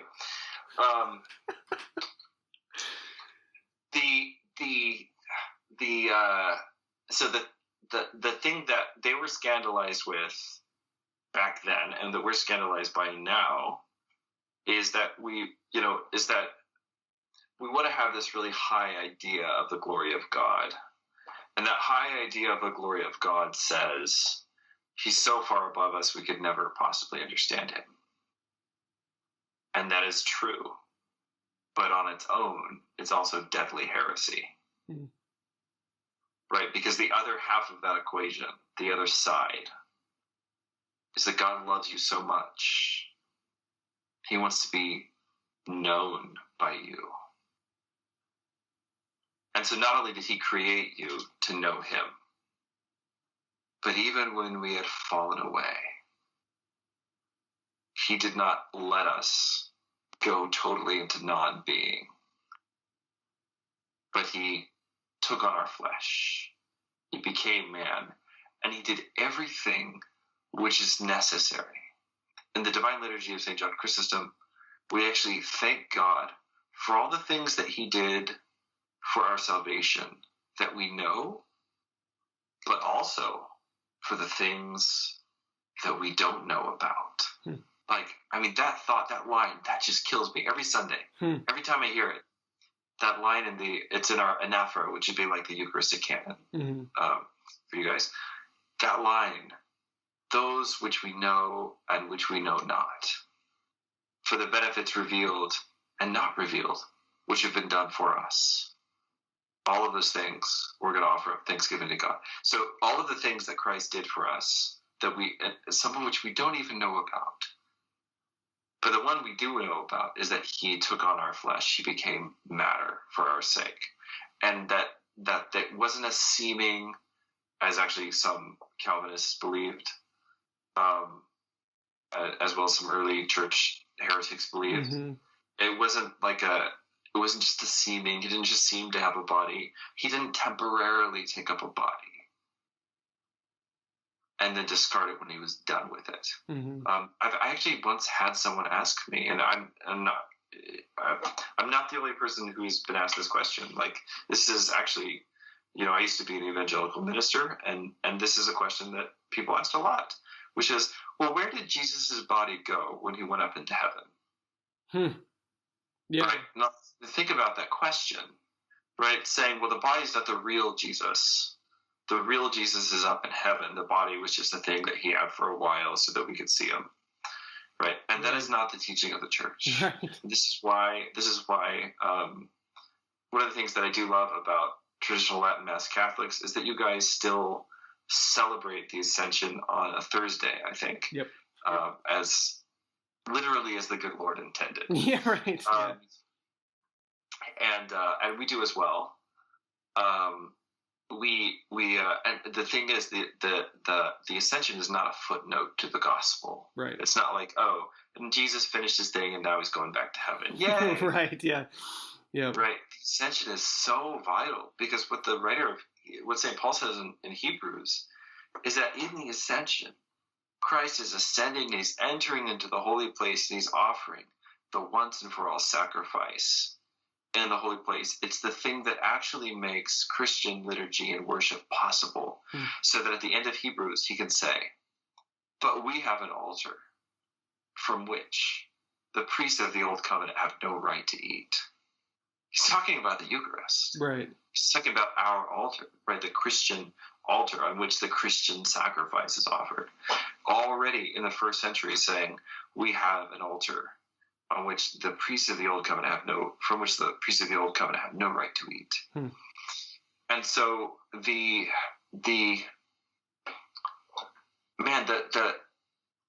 so what Jesus does is he takes not just human flesh, but like all of human nature into the heavenly places. Like, we don't even know what that means, really. Mm-hmm. Like, we have no way of imagining what that's like. So that there is a human being seated at the right hand of God the Father, with a human nose and human ears and human eyes, who has taken on everything that it means to be human. Archbishop Dimitri of Dallas, who's the sainted founder of our diocese and of my parish community, said, Jesus Christ is the whole truth about God, and he's the whole truth about man. Everything that it means to be a human being is in Jesus Christ. And so what St. John of Damascus says is, I will not cease to revere matter when the one who made matter became matter for my sake. Mm-hmm. And he goes on to say, and of course he's writing in defense of the holy icons, but he goes on to say in a very eerie prediction, one could say, of modern evangelical worship, he says, well, if you're going to take away the icons, you might as well take away the incense and the form of the cross. Mm-hmm. You might as well take away the bread, the wine, the water, the oil of the sacraments themselves, right? And beautifully chanted prayer. Like, if you're going to do it with icons, you may as well do it with all of it, because it's all matter. Right. Like, you think the sound waves you're hearing in your ear when somebody reads the Bible, think that's not matter? Like, right. like, come on, and of course, like when you're reading that as an evangelical, you're like, it's like, okay, but we did actually do away with all of those things, St. John. So, yay, yeah, us. We did it. No, we did it. Yeah, we went all the way. So the sacramental imagination, right, is the ability to basically engage with the world on sacramental terms. It's the ability to see the material world as being capable of participating in the divine. Once you can see that, it becomes possible to paint an icon. But also, at, let's say, a lower level on the mountain, it becomes possible to tell a story. Yeah. Because human things have the capability of participating in the divine. And it doesn't mean all human efforts are equal, right? A Broadway musical will not participate in the divine to the same degree as the liturgy, right? We don't need things to be, like, everything to be totally equivalent. And that's also okay. Like, it doesn't mean that if you're a musician or a dancer or a writer or something like that, that you can't still also serve God with those gifts. Like, we just need to be okay with being in the place where we are. Like, not everyone's called to be a priest. We're actually all called to be priests, but not everyone is called to the priesthood, let's say. Right. Well, there's a difference between, like, low art and high art too. Right. Where even with, like, fairy stories, they were told around a fire usually, their oral traditions, and people just told them. They were just they probably weren't even well told, they the oldest fairy tales that we actually sort of have collected, which are all, I just have to get my little philology dig in at this point, the podcast. They're all collected early on by philologists, who are actually not so interested in the stories themselves that came later. They're interested in the words, because the oldest stories have the oldest words. And they wanted to, like, collect this sort of treasure house of all these old German words that nobody used anymore. And they were trying to get a sense for, like, dialects and things like this. But, the words, the way that these stories were told was very simple, very straightforward. Yeah. I mean, you read them and they're not, I mean, symbolically, I think they're pretty complicated, but as narrative goes, they're very straightforward, But I mean, superhero stories can be very symbolically rich without being high literature. Yeah. Yeah. Yep. There's a need for all sorts of art and storytelling. It doesn't that's the thing with Tolkien, is that he set the bar so high that we all compare everything to him. And that's not fair. Like, we shouldn't do that, right? That's not everybody. Not everyone is operating on that insane level of genius. Right. Exactly. Yeah. I think Gene Wolfe gives him a run for his money. But Tim Powers too. And what we need to. Powers is really brilliant in different ways. Yeah, he's not the same, but he operates. I mean, you're talking about Book of Enoch. I mean, like, Declare. It's all about the Book of Enoch. So the Powers books that I've read, I read Declare every year. That's how much I love that book. Yeah. So as an aside, I deeply love John le Carré's spy fiction books. Okay. Specifically the Carla trilogy, Tinker Tailor Soldier Spy, which is what Declare is in the style of. Yeah. Okay. So basically, what he did is he took John le Carré's style, a bunch of weird, unexplained things that really happened in the history of British espionage, and basically turned all of that into a supernatural espionage thriller. And it's one of my favorite books because it's the combination of, like, all of my favorite things. Yeah. Like he was like, oh yeah, that Richard Rohlin guy likes, spy stuff, and he likes Bible stuff, and he likes, all these kooky, like all this, like, searching for the Ark stuff. And, like, he's just into all of this. I'll put it all in a novel and throw in the Arabian Nights that he read when he was a kid. And like, it's just like,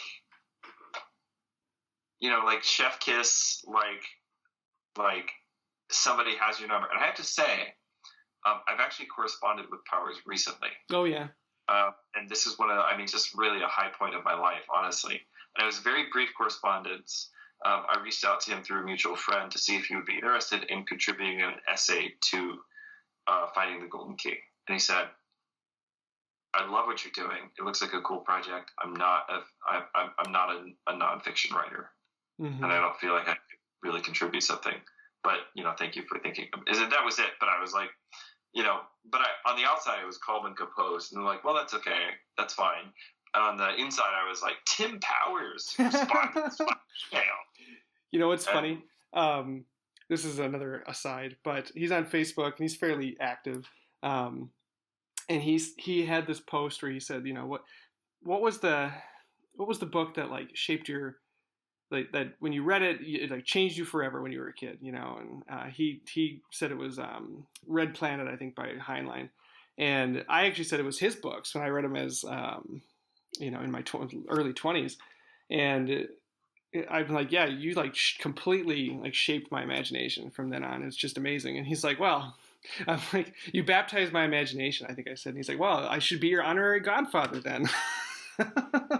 I'm like, that sounds great. Please. Seems legitimate. Yeah. Yeah, that's super cool. He's a really nice guy. His books. So I love Declare. I love his two vampire books. Yeah. Yeah. Which I think are maybe his best. Like, well, no, Declare is his best. But his two vampire books, Hide Me Among the Graves is the second one. The first one is, what is it? The Stress of Her Regard. Stress of Her Regard. Oh my gosh, those two books just like were so riveting and like intense. And my wife is also super into Tim Powers. Oh, really? That's cool. Oh yeah. We enjoy these books together. Like we listen to like the audiobooks of his stuff on car rides and things like this. So, anyway, and my wife actually loves storytelling a lot. And actually, the way that we got to know each other when we were young, we've known each other for a long time. I met her when I was 10. I got you beat. I met my wife when I was 6. Oh, nice. Okay, but did you decide you were going to get married at 6? Yes. I did. She did not. She did not decide. Okay. So I had the same thing happen so my wife is almost 4 years older than me. Mm-hmm. So I was 10 and she was 14.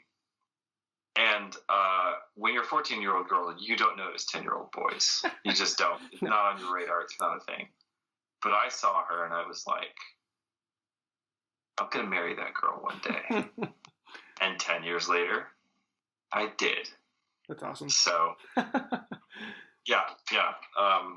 No, that's good, man. Yeah.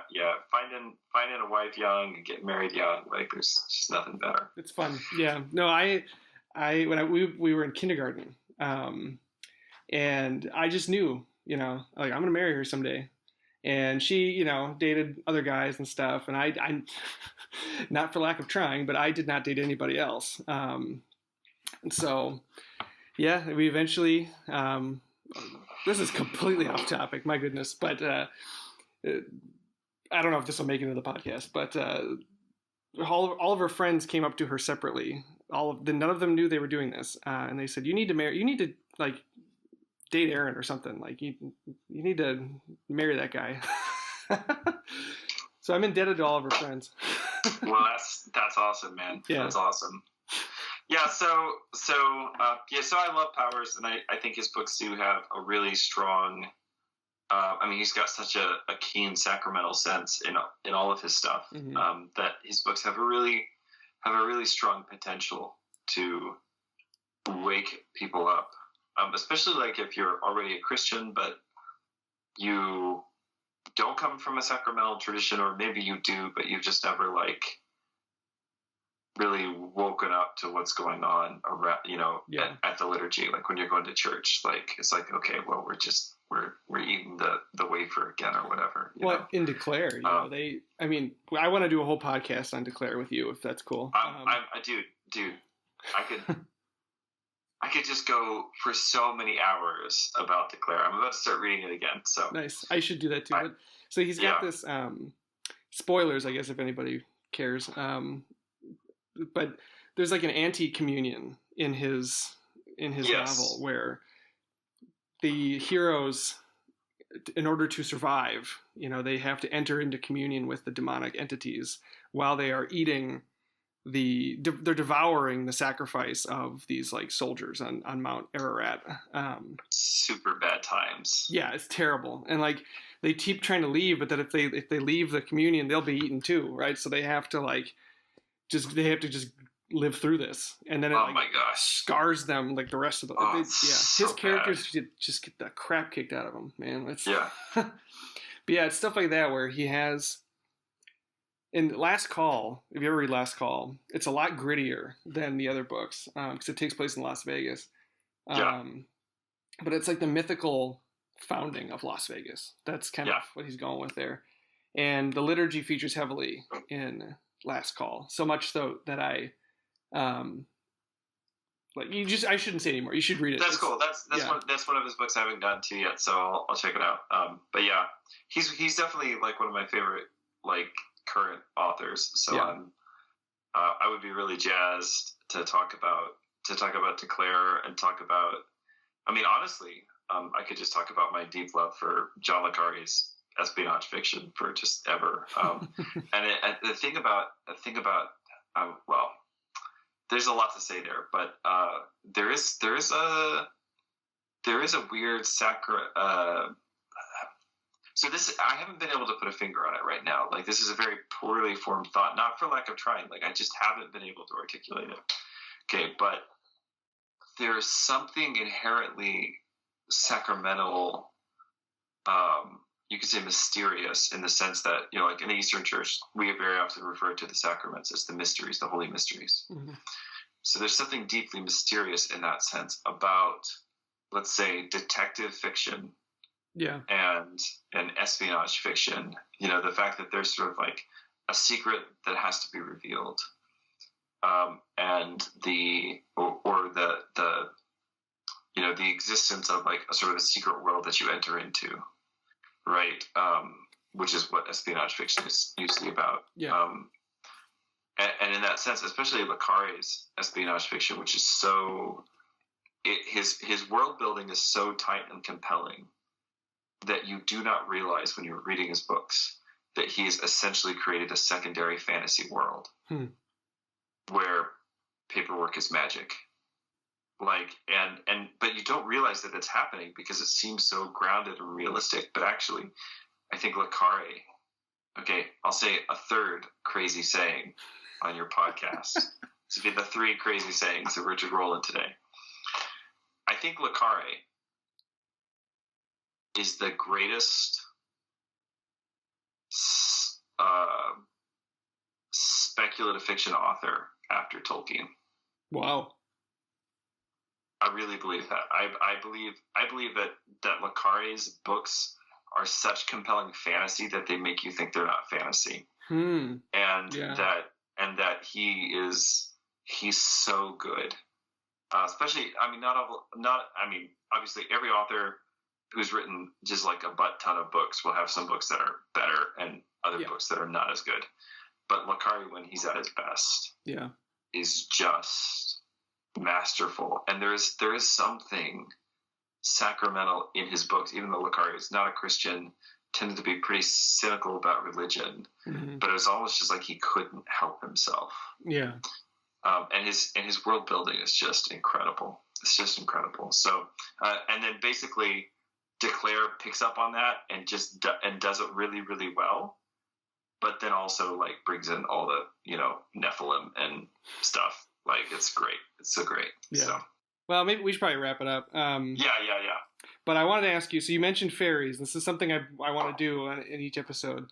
Do you believe in fairies? Short answer, yes. Okay. Oh, all right. Sounds good. So the show is called I Might Believe in Fairies. So yeah. I'm styling myself as agnostic on the subject. Yeah. Okay, so the way to think about fairies is that fairies are remnants of broken hierarchies.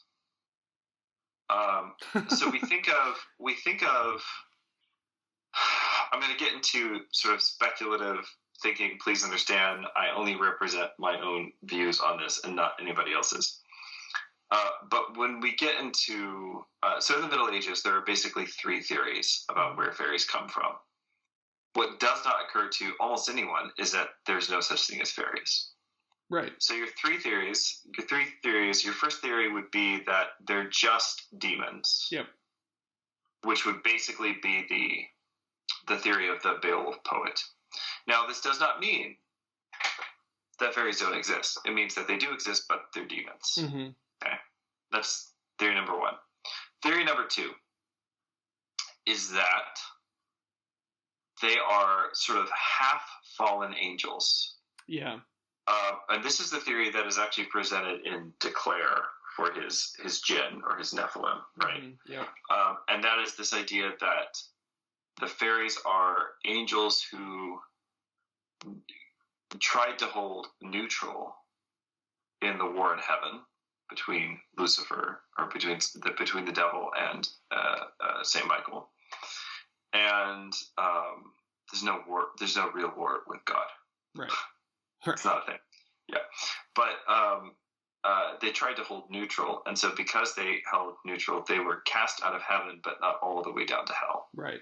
Okay. So that's theory number 2. Yeah, and they'll be destroyed, annihilated when right. the end of the Right. world comes. So they're just cease to exist.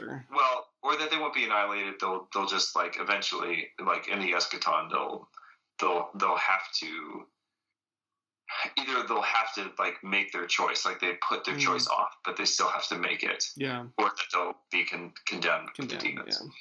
Yeah. So that's theory number 2. The theory number 3 is a little complicated, but it's essentially, let's say, the unwashed children of Eve.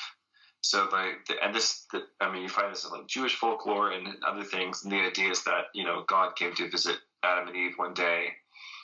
After they've been expelled from the garden, God came to visit them one day, and Eve was surprised by his visit, or she wasn't diligent as she should have been, and didn't wash all of her children up, and she was embarrassed to show them to God, and so it's the ones that were still dirty, she kept behind her back, and they didn't get the blessing, right? And so then they become the monsters. Right, and obviously you have like the offspring of Cain and all this different stuff. Sure. But those are all so those are like your main kind of theories in the Middle Ages about fairies. But if you look at places that really believe in fairies, Ireland is a good example. In Ireland, you have these multiple waves of this fairy people wiped out this fairy people, wiped out this fairy people. Mm-hmm. But then if you go back far enough in the stories or talk to people, and wait, so was this invading force, were they actually fairies? Were they actually gods? Or were they just humans who took over and then became gods, right? Mm-hmm. And it's very ambiguous in the ways that it's described, right? So, the Fomorians and all these different groups. And so what I think you're seeing there, this is my personal opinion, I think what you're seeing there is whenever we read in mythologies where you have one group of gods warring against another group of gods, what that tells you probably happened, and this doesn't mean that war between those principalities and powers did not actually take place, but what it means is that you had a people group come in, and as the people group warred with each other, the principalities that those people groups basically took their identity from also warred with each other. Mm-hmm.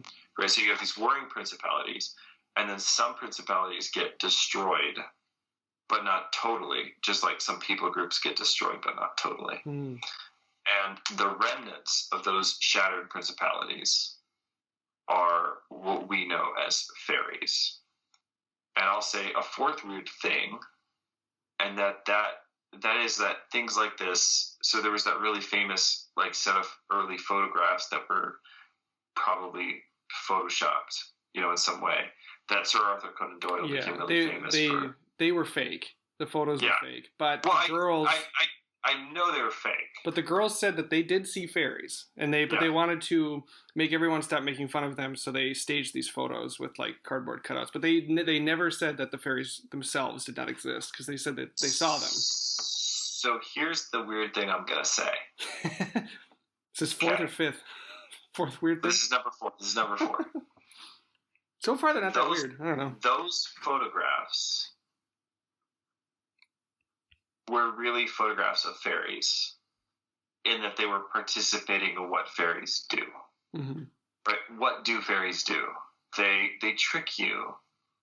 They're pranks. They sort of prank you. Yeah. And obviously there are like really scary fairies in some folklore and stuff, but for the most part, fairies are they're not malicious, but they just have, you know, ends or designs that we can't understand, or they're really out just to kind of like have a good time and get a laugh and like, you know, at the expense of human beings, right? Yeah. And so like these are so in that sense, okay, those photographs really were photographs of fairies, or the, let's say, the work of fairies, and that they were participating in the things that fairies do, which is to sort of operate in this ambiguous kind of tricky way. Mm-hmm.